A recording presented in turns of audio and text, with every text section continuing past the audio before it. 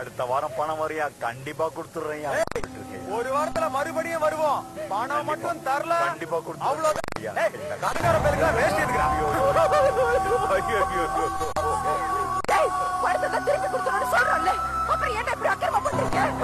நீதான முன்னாட்டியா police ஸ்டேஷன்ல திருடி போனா எப்படி விசாரிப்பாங்க? கட்டியோட தானே இவன் பேங்க ஏமாத்தி பணத்தை வாங்கிட்டு திருப்பி கட்டல பின்ன எப்படி விசாரிப்பாங்க? போவியா?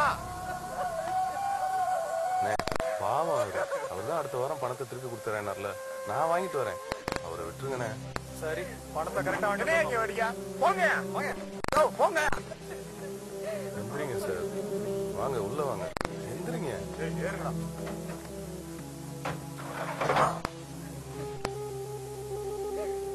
நல்லா போயிட்டு இருந்த பிசினஸ் திடீர்னு நஷ்டமாயிடுச்சு. சக்திக்கு மீறி கடனை வாங்கிட்டு இப்ப அவஸ்தைப்பட்டுக்கிட்டு இருக்கேன். என் மானமே போயிடுச்சு. இப்ப என்னோட நிலைமை என்ன தெரியுமா? நான் வாரம் என் சின்ன பொண்ணுக்கு கடுமையான ஜுரம். பொதுவா பிள்ளைங்களுக்கு ஜுரம் வந்தா தகப்பன் என்ன நினைப்பான்? ஐயோ பிள்ளைக்கு உடம்பு சரி போயிடுச்சேன்னு தானே நினைப்பான். ஆனா எனக்கு ஐயோ இதுக்கு எவ்வளவு செலவாகுமோன்னு தான் முதல்ல நினைக்க தோணுது. அவ்வளவு மோசமாக வாழ்ந்துகிட்டு இருக்கேன்.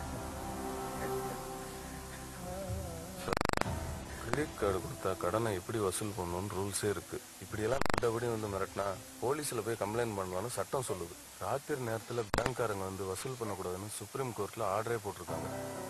இன்னும் சொல்ல போனா இந்த மாதிரி யாராவது வந்து மிரட்டினாங்கன்னா அவங்கள வீட்டுல பூட்டி வச்சுட்டு ஆயுதத்தோட வந்து மிரட்டுறாங்கன்னு போலீஸ்ல கம்ப்ளைண்ட் பண்ணுங்க. உன்னை வேலைக்கு சேர்த்ததுக்கு நான் கோர்ட் போய் கண்டம் காலில் விழணுமா? அதுவும் என்ன பிடிச்சி உள்ள தள்ளுறதுக்கு ஐடியா வேற கொடுத்துட்டு வந்திருக்கேன். சார் பாவம் சார், அவரு ஒழுங்கா டியூ கட்டிக்கிட்டு இருந்த கஸ்டமர் தானே சார். இப்ப ஏதோ தொழில நஷ்டமா ரொம்ப கஷ்டப்பட்டு இருக்காரு சார். பாவம், அவங்க பொண்ணுக்கு ஜுரமா, அதுக்கு மருந்து வாங்க கூட காசு இல்லாம தவிச்சுக்கிட்டு இருக்காரு. ஓஹோ, அவளை கரிசனம் இருந்தா மருந்து மாத்திரை வாங்கி கொடுக்கறது. போலீஸ்ல கம்ப்ளைண்ட் பண்ண சொல்லிருக்க சார். உங்க வீட்டுக்குள்ள ரவுடிங்க புத்து கலாட்டா பண்ணா நீங்க போலீஸ் ஸ்டேஷன் போக மாட்டீங்களா? யோ, கண்டவன் வீட்டுக்கு வசூல் பண்ண அனுப்புறோம். கட்டாதவன் எவனா அவங்கிட்ட எப்படிதான் கலெக்ஷன் பண்றது? அப்படின்னா பணம் கட்டாத எல்லாரும் வீட்டுக்கு இது மாதிரிதான் ரவுடிங்களை அனுப்புவீங்களா? அதுவும் ராத்திரி நேரத்துல? இந்தியாவில் இருக்க மொத்த கவர்மெண்ட் பேங்க்லயும் கடன் வாங்கிட்டு திருப்பி கட்டாத பணம் எவ்வளவு தெரியுமா? சொல்லு. 1.5 லட்சம் கோடி. இத வாங்கினவன் எவனும் சாதாரண ஆள் இல்ல. இந்தியாவில் இருக்க டாப் மோஸ்ட் பெரும் புள்ளிங்க. அவன் 500 கோடி 600 கோடி கடனை வாங்கி வச்சுட்டு ஜாலியா சுத்திட்டு இருக்கானுங்க. நம்ம பேங்க் அதிகாரிங்க அவங்களோட சேர்ந்து உட்காந்து குடிச்சிட்டு கார்ல போறவங்க கஷ்டப்படுறாங்கன்னா அந்த கடனையும் தள்ளுபடி பண்ணிடுறாங்க. கடைசியில நம்ம வீரத்தை மாட்டு லோன் வாங்கினோன்ட்டே ஆட்டு லோன் வாங்கினோன்ட்டே காட்டிட்டு இருக்கோம். என்ன லாஜிக் சார் இது? கோடியில கடன் வாங்கினவெல்லாம் வாழ்ந்துகிட்டு இருக்கான், கோழிக்கு கடன் வாங்கினவெல்லாம் செத்துக்கிட்டு இருக்கான். கண்டல் கரண்ட வட்டிக்கு வாங்கினா வட்டி ஜாஸ்தின்னு நம்மளை தேடி வர்றாங்க. நம்ம என்ன பண்றோம்? வட்டிக்கு வட்டி, கூட்டல் வட்டி, பெருக்கல் வட்டின்னு போட்டு காலியா இருக்கிறோம். கந்து வட்டி போட்டு பணம் வாங்கினா குண்டர் சட்டம்னு சட்டம் சொல்லுது. ஆனா நம்ம என்ன பண்றோம்? குண்டர்கள் அனுப்பி கந்து வட்டி வசூல் பண்ணிக்கிட்டு இருக்கோம். நல்லாதான் பேசுற. பணத்தை கட்ட முடியாதவன் எதுக்கு கிரெடிட் கார்டு வாங்கணும்?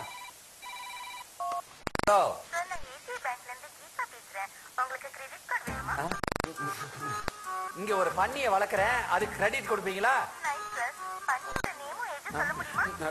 வைமா போன. இதுக்கே இவ்வளவு டென்ஷன் ஆகுறீங்களே. நம்ம பேங்க்லயும் இப்படிதானே பொண்ணுங்களை விட்டு கொஞ்சி பேசி ஜனங்க தலையில கிரெடிட் கார்டை கட்டுறோம். அவங்களால திருப்பி கட்ட முடியலன்னா ரவுடிகளை விட்டு கொல்றோம். யோசிச்சு பாருங்க சார், எல்லாம் சரியா வரும்.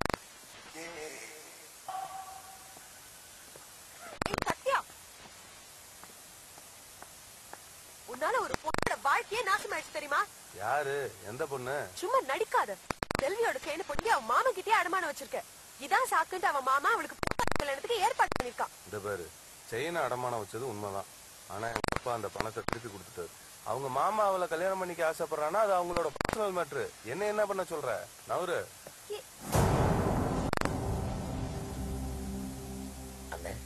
நான் சொன்ன சாமியார் இன்னைக்கு நைட்டு 12 மணிக்கு நம்ம 2 பேர்த்தையும் வந்து பார்க்க சொல்லியிருக்கேன். ஒன்றும் கவலைப்படாதண்ணே. அண்ணி எப்படி லவ் பண்ண வச்சிடாண்ணே. அண்ணா, அண்ணியை பார்க்க பாத்திமான்னு ஒரு பொண்ணு வந்திருக்குண்ணே. போய் சொல்லிடுமா?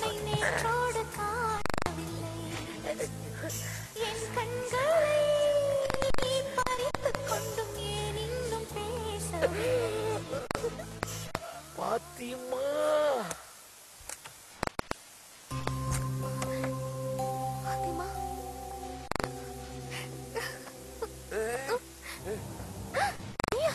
நீ எதுக்கு இங்க வந்த? உன்னாலதான் இவ்வளவு பிரச்சனையும். சாரி செல்வி, பாத்திமா வந்து சொல்லிதான் நீ பிரச்சனையில இருக்கேங்கிறதே எனக்கு தெரியும். அன்னைக்கு உன் செயின் மட்டும் இல்லைனா என் ஃப்ரெண்டோட அப்பா செத்துருப்பாரு தெரியுமா? முக்கியமான ஆபரேஷன். எனக்கு வேற வழியே தெரியல. 2 நாள்ல எப்படியாவது உன் செயினை திருப்பி கொடுத்துடலாம் தான் இருந்தேன். ஆனா அதுக்குள்ள இப்படி எல்லாம் ஆயிடுச்சு. அத சொல்லதான் இங்க வந்தியா? உன்னை இப்ப யாராவது பார்த்தாங்கன்னா எனக்கு தான் என்ன பிரச்சனை? முதல்ல இங்க இருந்து போயிடு. இங்க பேரு ஒன்னும் போறதுக்காக வரல, உன்னை கூட்டி போறதுக்காக வந்திருக்கேன். எனக்கு ஒரு விஷயம் கிளியரா தெரிஞ்சாகணும். உனக்கும் பாண்டியனுக்கு என்ன சம்பந்தம்? ப்ளீஸ் என்ன நம்பு. பாண்டியன் எங்க அப்பாவோட தங்கச்சி பையன். அவன் அப்பா அவன் பிறந்த கொஞ்ச நாள்லயே செத்து போயிட்டாரு. ஆரம்பிச்சவன் அப்புறமா வெளியே திருட ஆரம்பிச்சான். எங்க அப்பா சொல்லியும் அவன் கேட்கல. பலமுறை அடிச்சும் பார்த்தாரு. அப்பாவும் அவன் திருந்தல. ஒரு நாள் பைக்கை திருடிட்டான்னு போலீஸ் ஸ்டேஷன்ல வந்து புடிச்சிட்டு போனாங்க. எங்க அத்தை எவ்வளவோ அழுது புலம்புச்சு. ஜெயிலுக்கு போயிட்டு வந்தாதான் திருந்துவான்னு எங்க அப்பா ஜாமீன்ல எடுக்க மாட்டேன்ட்டாரு. அப்புறமா சிறுவர் சீர்திருத்த ஜெயில போட்டுட்டாங்க. அவனை பத்தி கவலைப்பட்டு அந்த மன உளைச்சல்லே எங்க அத்தை செத்துட்டாங்க. பைக் திருடனா உள்ள போனவன் கார் திருடனா வெளியே வந்தான். அடிக்கடி வீட்டுக்கு வந்து என்ன டார்ச்சர் பண்ணுவான். அப்படிதான் ஒரு நாள் வந்தான். என்னத்த சௌக்கியமா இருக்கீங்களா? செல்வி எங்க? செல்வி, செல்வி, டேய், எங்கடா வந்த? திருட்டு போற. என்ன மாமா இவ்வளவு கோவப்படுறீங்க? டேய், என்ன மாமான்னு கூப்பிடாரா? மாமா, எங்க அம்மா படியில உங்களை மாமான்னு கூப்பிட வேணாம்னாலும் மாமனார மாமான்னு கூப்பிடுறது நம்ம பண்பாடு. அடி சேர்ப்பாளு. எத்தனை தடவை சொல்லியிருக்கேன், எத்தனை ஜென்மம் எடுத்தாலும் ஜெயிலுக்கு போனவன் என் பொண்ணை கொடுக்க மாட்டேனா? செல்விய பெற்றதுனாலதான் உனக்கு மரியாதை. என்னை விட்டுட்டு அவளை வேற எவனுக்காவது கட்டி கொடுக்க நினைச்சேன்னு வை, கொன்னுடுவேன்.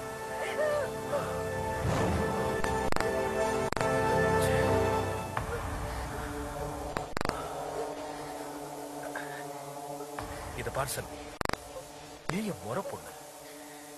உன்னை கட்டிக்கிற உரிமை எனக்கு மட்டும்தான் இருக்கு. சின்ன வயசுல இருந்தே எங்க அம்மா அப்படி சொல்லியே என்ன வளர்த்து. என்கிட்ட ஏதாவது குறை இருந்தா சொல்லு, மாத்திக்க முயற்சி பண்றேன். அதை விட்டுட்டு என்ன பிடிக்கலன்னு மட்டும் சொல்லிடாத.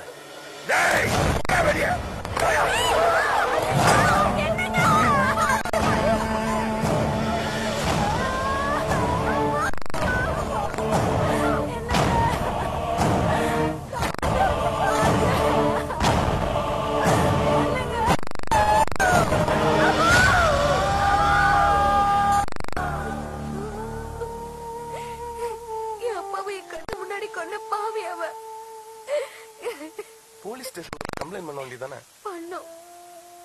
போலீஸ் இன்ஸ்பெக்டர் அவன் ஆடு. எங்க அப்பா வழிக்கு விழுந்து அடிபட்டு செத்துட்டாருன்னு கேட்டு பிடிச்சிட்டான். போலீஸே கை கழுவுனதுக்கு அப்புறம் என் சொந்தக்காரங்க ஊருக்காரங்க யாருமே அவனுக்கு எதிராக வாய் திறக்கல. சென்னையில இருக்கிற என் ஃப்ரெண்டு லதா கிட்ட அம்மா பேசினாங்க. அதான் ஊரை விட்டே போயிடலான்னு பார்த்தோம். அதுக்குள்ள வந்து பிடிச்சிட்டான். இன்னும் 10 நாள்ல கல்யாணம்னு அவனே டேட் பிக்ஸ் பண்ணிட்டான். அதுக்கு இன்னும் 5 நாள் தான் இருக்கு. சாரி செல்வி, நீ அழுவாத. இதை நீ வச்சுக்கோ. நான் பிளான் பண்ணிட்டு உன்னை கூப்பிடுறேன். நீ எதுக்கும் கவலைப்படாத, தைரியமா இரு. நான் பாத்துக்கிறேன்.